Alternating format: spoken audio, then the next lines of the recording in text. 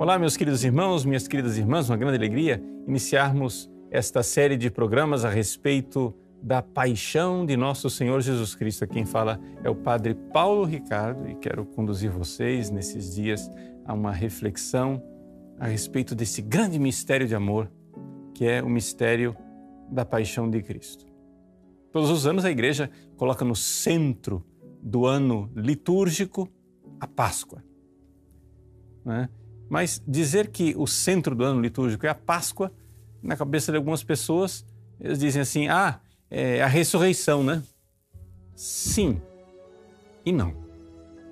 Ou seja, não tem sentido nenhum nós falarmos de Páscoa, ou seja, passagem, sem nós estarmos falando de realmente morte e ressurreição. Então, são os dois lados da moeda sem o qual não tem a moeda. São o seu passo, se é passagem, a palavra Páscoa, né? Pesach quer dizer isso, passagem, é passagem de uma coisa para outra. E a passagem da morte para a ressurreição.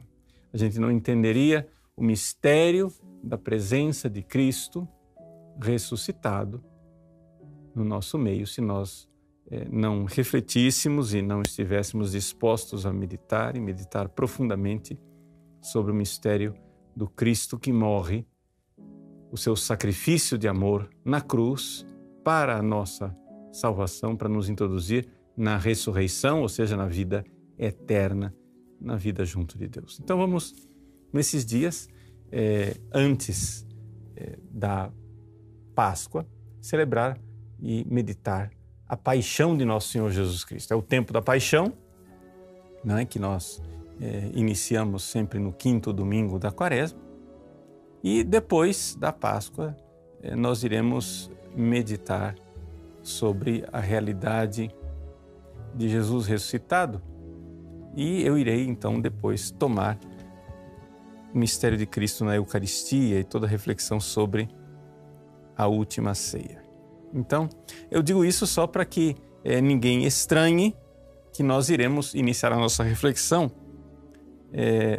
pulando a última ceia. É evidente que a última ceia faz parte desse grande mistério da paixão, né? E deveria estar presente, e está presente em tudo isso, mas é que a riqueza dos capítulos da última ceia, sobretudo no Evangelho de São João, é muito grande e a gente pode e deve refletir como uma realidade em que a gente tenha mais tempo, né? Nós falaremos da Eucaristia, falaremos da ceia, mas não é o centro das nossas reflexões, é mais a realidade da paixão de Cristo. Então vamos lá. Quero dizer logo no início dessa série de programas que esses programas são fruto de minha reflexão a respeito dos Evangelhos, da paixão de Cristo, mas também, sobretudo, da leitura espiritual que eu vinha fazendo nesses dias sobre a vida de Cristo, escrita pelo venerável arcebispo americano, né, o servo de Deus, Fulton Sheen. E quero aqui já colocar no início dos programas essa nota de rodapé, esse crédito aqui, dizendo que muitas das coisas que eu direi fazem parte dessa meditação, reflexão de ser iluminado por esse grande instrumento de Deus, que é o arcebispo Fulton Sheen, na sua Vida de Cristo. A Vida de Cristo de Fulton Sheen foi publicada pela editora Molokai, né? E se você não conhece, procure, vale muito a pena ter esse livro para a nossa meditação. Iniciamos então com o mistério da agonia de nosso Senhor Jesus Cristo no horto. Jesus acaba de celebrar a última ceia. A última ceia não é um detalhe da paixão. É o momento decisivo em que Jesus coloca toda a intenção daquilo que ele irá fazer. isso é o meu corpo que é dado, esse é o meu sangue que é derramado. E naquele momento dramático de vida em que Jesus sabia perfeitamente o que ele iria fazer, seguindo o ritual judaico, Jesus, que celebrou a Páscoa com os seus discípulos, sai cantando salmos na direção do Horto das Oliveiras. Fulton Sheen recorda que, em toda a história do Evangelho, a única vez que a gente ouviu falar que Jesus cantou foi essa. Jesus saiu da última ceia em direção à morte, cantando. Jesus cantou. Eis aí, Jesus que canta diante desta realidade em que ele vai oferecer o seu grande sacrifício. Mas o que acontece é que Jesus, que vai ali cantando na direção do Horto das Oliveiras, ele vai com seus discípulos e já diz a eles: essa noite todos vós vos escandalizareis de mim. É isso. A profecia tinha previsto. Fere o pastor e se dispersarão as ovelhas. Jesus vai ser ferido, ele é o pastor que vai ser atingido na cruz e os seus discípulos vão se dispersar, vão se separar. Jesus está prevendo. Jesus está prevendo que eles irão abandoná-lo. Os apóstolos que ele escolheu, que a essa altura já não são 12, são 11, porque Judas saiu do cenáculo para atrair Jesus e entregá-lo aos sumos sacerdotes. Jesus vai com seus 11 discípulos cantando na direção do Horto das Oliveiras, cantando sim, mas já dizendo e prevendo que vocês vão me trair, vocês vão me abandonar. Sim, os discípulos, as ovelhas vão abandonar o pastor, mas o pastor não irá abandonar as ovelhas. As ovelhas ficarão dispersas, mas o pastor estará com elas. Esse mistério é tão importante. Nesses tempos em que nós tivemos e temos a epidemia do coronavírus, é exatamente isso que parece ter acontecido com a igreja. A igreja está dispersa. Não, uma coisa é dizer que a igreja está espalhada pelo mundo, ou seja, toto orbe, difusa. A igreja está espalhada pelo mundo. É a igreja católica, a igreja do mundo inteiro. Outra coisa é dizer que a igreja está dispersa. Como diz Nossa Senhora no Magnificat, dispersit superbos. Dispersou os soberbos. Sim, meus irmãos, nós somos igreja. Você está acompanhando essas reflexões? Você está aí meditando junto comigo? E claro, nós queremos estar unidos com Jesus, mas eu quero trazer esse grande mistério, o mistério de que com os nossos pecados, nós, de alguma forma, a Igreja de Cristo, a Igreja única de Cristo, a Igreja de Cristo imaculada, nos seus membros, nos membros que somos nós, frágeis e miseráveis, nós nos dispersamos e nos separamos de Jesus de alguma forma. Jesus aqui fica sozinho. Sozinho por quê? Porque era previsto na profecia que o sumo sacerdote deveria entrar sozinho para oferecer o sacrifício.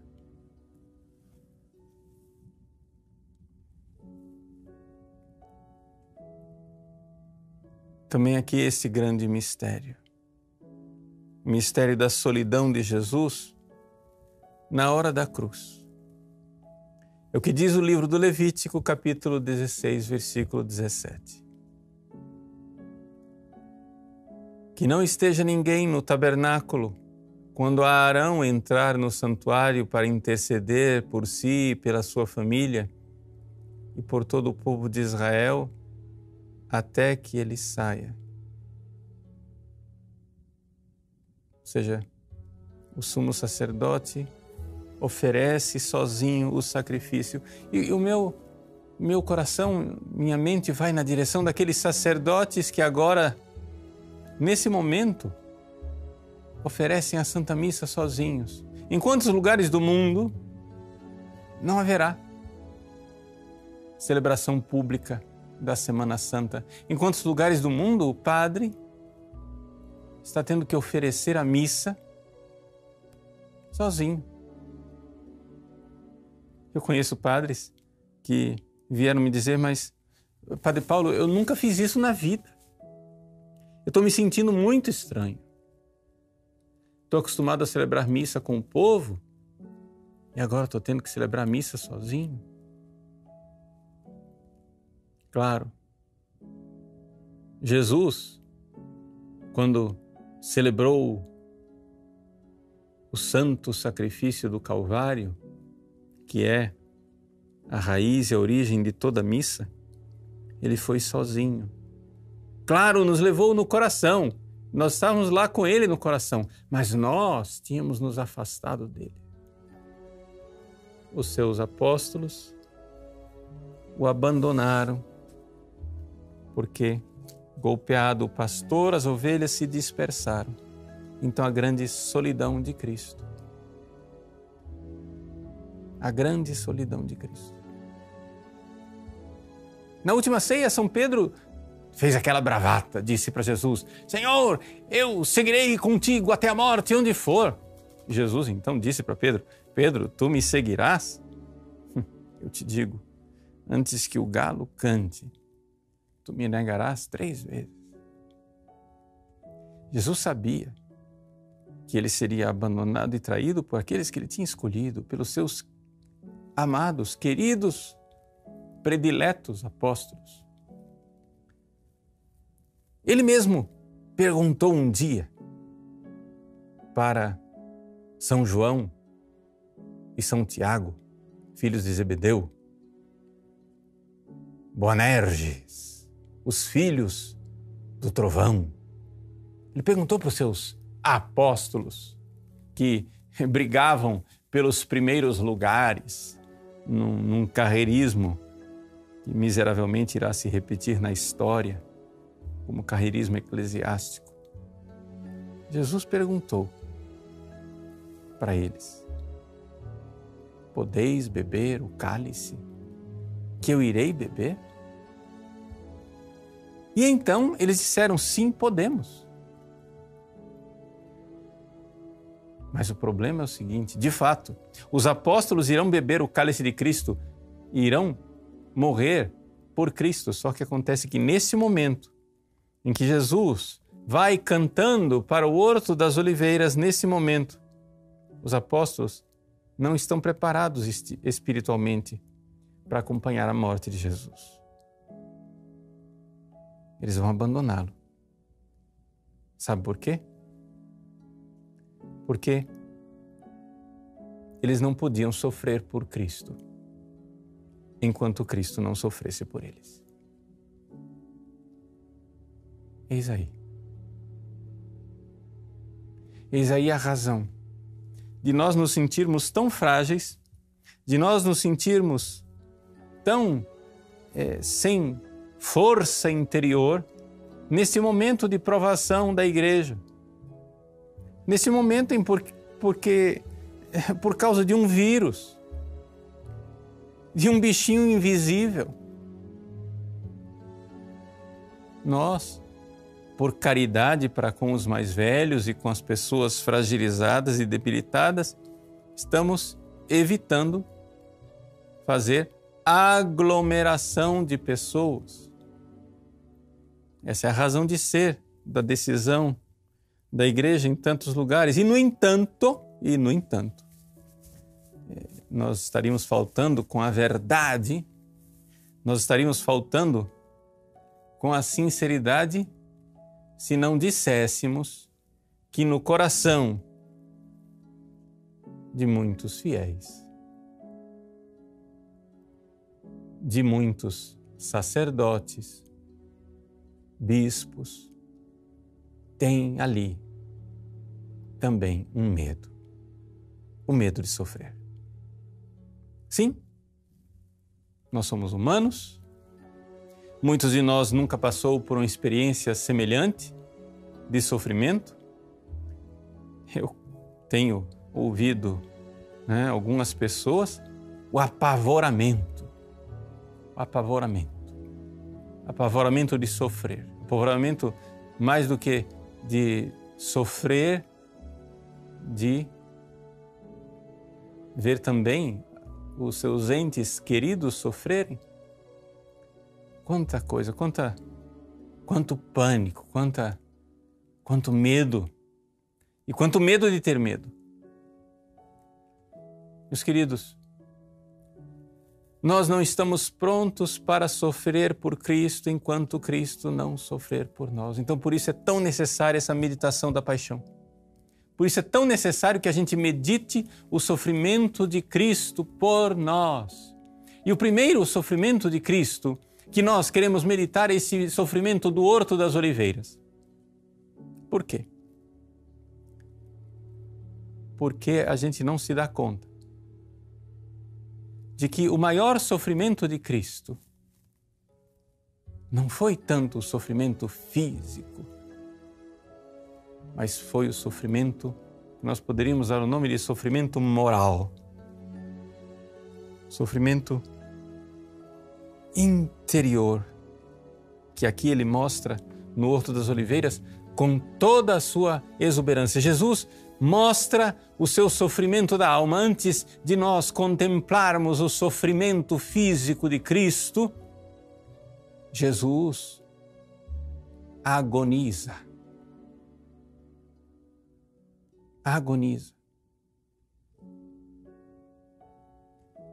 O arcebispo Fulton Sheen nos diz que nós estamos numa época, e olha que isso ele dizia, há várias décadas atrás, nós estamos numa época em que as pessoas se compadecem dos sofrimentos dos animais. E, no entanto, os animais não são capazes de sofrer com a mesma veemência, com a mesma agudez, profundidade com que os seres humanos sofrem. Sabe por quê? Porque os animais não têm alma.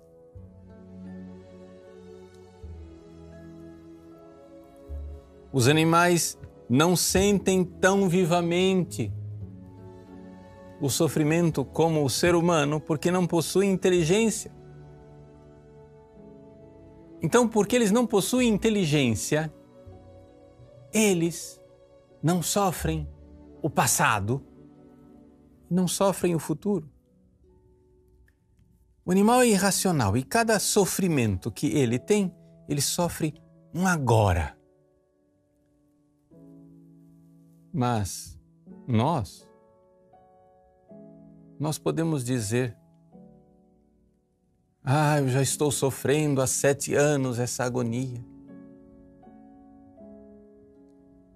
Eu já não aguento mais. Quantas pessoas estão vivendo aí a quarentena, né?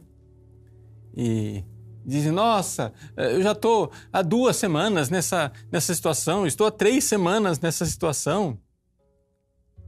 Eu não aguento mais. Ou seja, o meu sofrimento do hoje, do agora, ele é intensificado pela memória do que eu já sofri no passado. E nesse momento de quarentena em que você fica meio parado, nossa, quanta gente se tortura com as memórias do passado. Ah, as coisas que eu sofri. Ah, eu sofri quando era criança. Ah, criança, me fizeram mal, me fizeram sofrer. Ah, o ano passado alguém fez isso comigo, o ano retrasado fez aquilo outro. E nós vamos então vivendo o passado. Mas os animais não fazem isso. O sofrimento do hoje é intensificado, agudizado pelos sofrimentos do passado. Mas não somente do passado, também do futuro. Nós também vivemos o sofrimento futuro. A perspectiva de chegar e dizer, nossa, não vai ter Semana Santa. Quantas pessoas já estão sofrendo agora o que acontecerá no futuro? Quantas pessoas estão dizendo assim, nossa, mas se não inventarem uma vacina, se não tiverem um remédio adequado para este vírus, meu Deus, e agora, como vai ser? E o sistema de saúde, será que vai ficar abarrotado logo ou não? E se eu precisar do sistema de saúde por outra razão, como vai ficar? E as pessoas ficam sofrendo o futuro. É por isso que quando a gente vai visitar uma pessoa doente ou um idoso, o que a gente faz para consolar essa pessoa? Distraí-lo. O que a gente faz para amenizar a sua dor? É fazer com que a sua mente relaxe, o seu corpo se distraia. Para de ficar pensando no passado. Para de ficar pensando no futuro. Por quê? Porque nós, seres humanos, somos capazes de sofrer muito mais do que os animais por causa do passado e do futuro. O animal, ele sofre o presente. Nós nos torturamos e sofremos juntamente com o presente, o passado e o futuro. Nosso Senhor Jesus Cristo agonizou no Horto das Oliveiras porque Ele tinha os pecados nossos, os pecados do passado e os pecados do futuro. Nosso Senhor Jesus Cristo agonizou no Horto das Oliveiras porque Ele tinha diante dele o horror dos pecados desde Adão. Jesus, para poder salvar a humanidade de todos os pecados, a alma humana de Jesus recebeu da pessoa divina, de Deus mesmo, que Ele é, sim, Deus e homem, ao mesmo tempo. A alma humana de Jesus recebeu ali todo o peso dos pecados do passado, todo o peso do pecado de Adão, cabeça da humanidade, peso do pecado de Caim, fratricida, peso do pecado de Sodoma e Gomorra, peso do pecado da traição do povo de Israel no deserto, que trocou o verdadeiro Deus por um bezerro. O peso do pecado dos pagãos, que, como diz São Paulo na carta aos Romanos, se voltaram contra Deus Criador, contra a sua lei natural. Os pesos de todos os pecados do passado, mas também os pecados do futuro. Sim, não somente dói no coração de Jesus naquele momento o pecado de Judas, porque Jesus ali, enquanto ele agoniza, enquanto ele derrama o seu sangue em suores agonizantes no Horto das Oliveiras, no Getsêmani, Jesus vê, sabe que Judas naquele momento está marchando com os soldados em sua direção para aprisioná-lo. E aquela traição de Judas dói no coração de Cristo. Mas não somente a traição de Judas, mas a traição dos futuros Judas. Sim, São Tomás de Aquino diz no seu comentário ao Evangelho de Mateus, comentando a paixão de Cristo, ele se pergunta, por que é que Jesus, que tinha escolhido Judas, permitiu que Judas o traísse? Por que é que Jesus escolheu uma pessoa que seria um traidor? E ele sabia disso.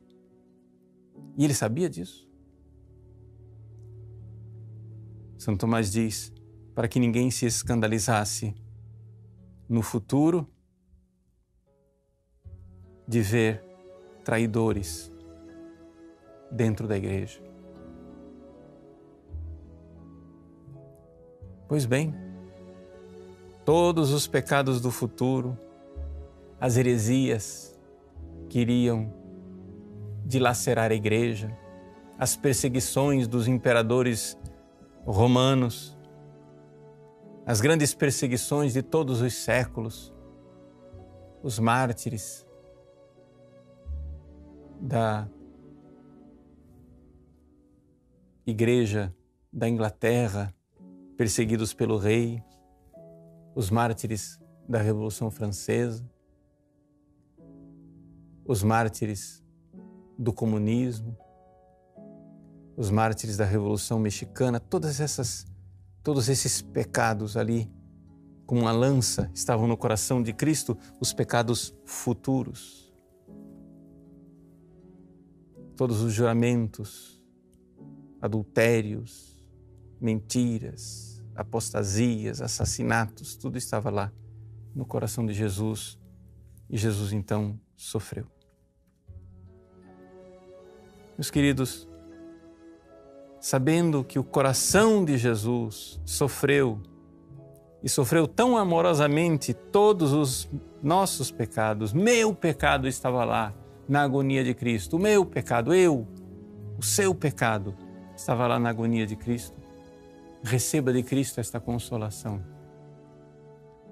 Se você nesses dias agoniza por razões objetivas ou por coisas inventadas da sua cabeça, receba a consolação de Cristo. Ali, essa é a primeira realidade, a coisa mais importante nesse momento. Saber que quem sofre não sofre sozinho. Lembre-se, nós não estamos prontos para sofrer por Cristo se antes não vivermos o fato de que Cristo sofreu por nós. E isto seja para nós uma verdade luminosa que consola o nosso coração e que nos dá força para podermos sofrer por Cristo e com Ele. Além disso, gostaria de concluir essa reflexão sobre a agonia de Cristo no Horto das Oliveiras, recordando também um remédio que nos foi ensinado por Santa Teresinha do Menino Jesus e que vem bem a calhar a toda esta realidade da agonia a respeito da qual eu falei. Você se lembra que eu disse que nós, seres humanos, sofremos mais intensamente que os animais os nossos sofrimentos, porque somos capazes de trazer as dores do passado e as dores do futuro. E foi isso que Jesus fez, porque Ele carregava no seu coração as dores do passado e do futuro. E isso para nós é grande consolação. Mas a grande doutora da Igreja, Santa Teresinha, do Menino Jesus, nos ensina que nesses momentos de intensa agonia, nós precisamos nos concentrar na nossa missão de amar Deus no dia de hoje. Veja, importante você se lembrar disso. O dia de hoje. Tem uma poesia de Santa Teresinha chamada Poesia número 5, que é o meu cântico de hoje, né? Onde ela repete constantemente: eu só tenho o dia de hoje. Je n'ai rien qu'aujourd'hui. Tenho o dia de hoje tão somente. O que é que Santa Teresinha quer nos ensinar? Elas ensinam o seguinte, veja. Jesus, o que me importa, Senhor, se o futuro é sombrio? Rezar por amanhã, ou eu não posso? Conserva puro meu coração, cobre-me com tua sombra no dia de hoje tão somente.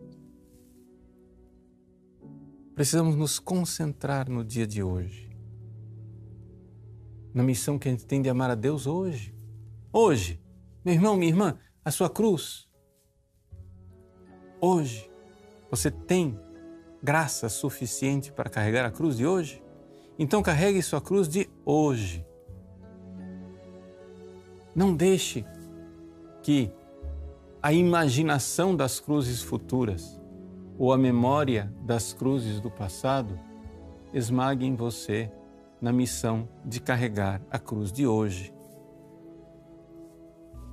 Cumpra hoje a sua missão. Você tem a graça para isso. Ainda mais lembrando que essas cruzes do passado e do futuro estão lá, no coração de Jesus. Arremesse o passado e o futuro no coração de Cristo e saiba que Ele hoje, como um bom amigo, está lhe dando a graça de carregar a cruz do seu hoje. Não fique distraído com o ontem e com o amanhã. Pense no seu hoje somente. Hoje eu tenho a graça de amar a Deus. Como é que eu posso fazer? Quem que eu posso ajudar? Por quem eu posso oferecer meus sofrimentos? A quem eu posso ajudar a carregar a cruz? Eis aí que você pode cumprir a sua missão no dia de hoje. Que o coração de Cristo, agonizante no horto, seja consolação, força, graça, para cumprirmos alegremente a missão de estar com Ele, por Cristo, com Cristo e em Cristo. Vamos dar glória a Deus através do amor, da paciência, carregando a cruz do dia de hoje. Deus abençoe você. Em nome do Pai, do Filho e do Espírito Santo.